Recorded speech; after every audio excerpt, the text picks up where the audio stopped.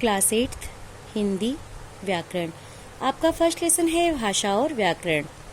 तो कल हम लोगों ने पढ़ा लिपि, बोली, उपभाषा, हिंदी की उपभाषाएं और बोलियां।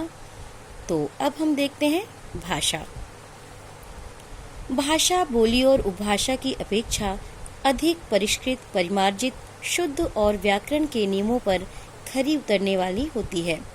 इसके पास विशाल शब्द भंडार, व्याकरण व हर तरह का साहित्य होता है।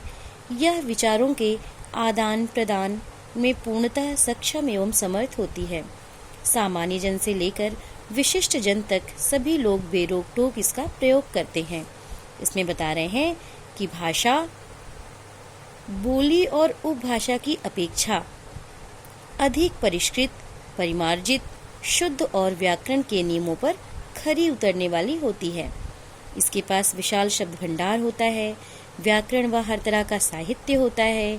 यह विचारों के आदान प्रदान में पूर्णतः सक्षम एवं समर्थ भी होती है।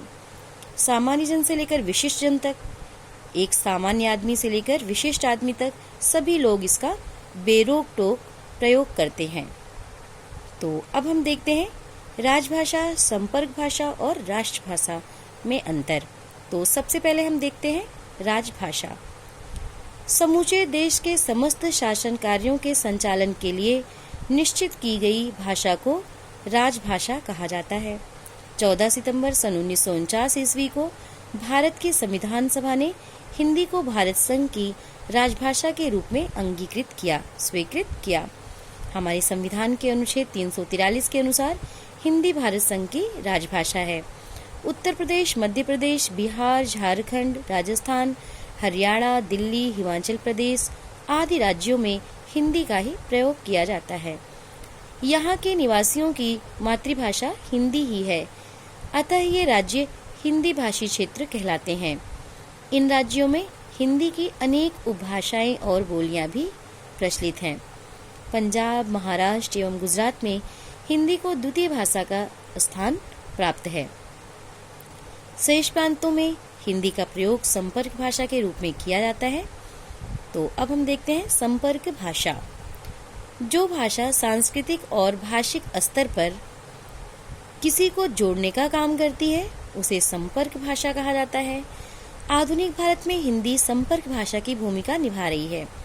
हिंदी की सहजता, सार्वदेशिक प्रकृति और उसकी अखिल भारतीय भाषा बनने की क्षमता एवं सामर्थ्य के कारण ही उसे संपर्क भाषा के रूप में स्वीकार किया गया है।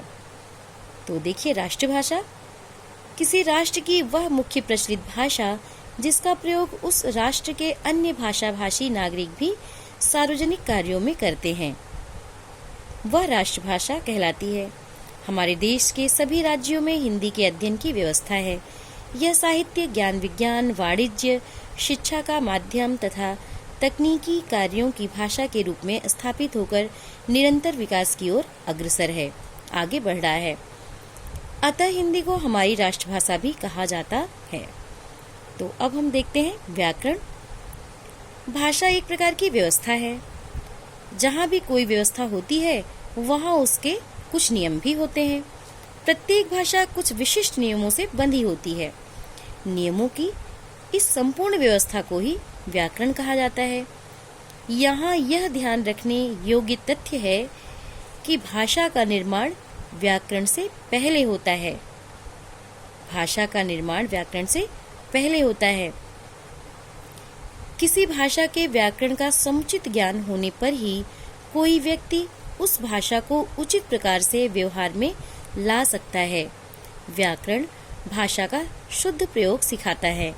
उदाहरण के लिए यदि हम कहें कि लड़का चल रही है तो यह वाक्य अशुद्ध होगा।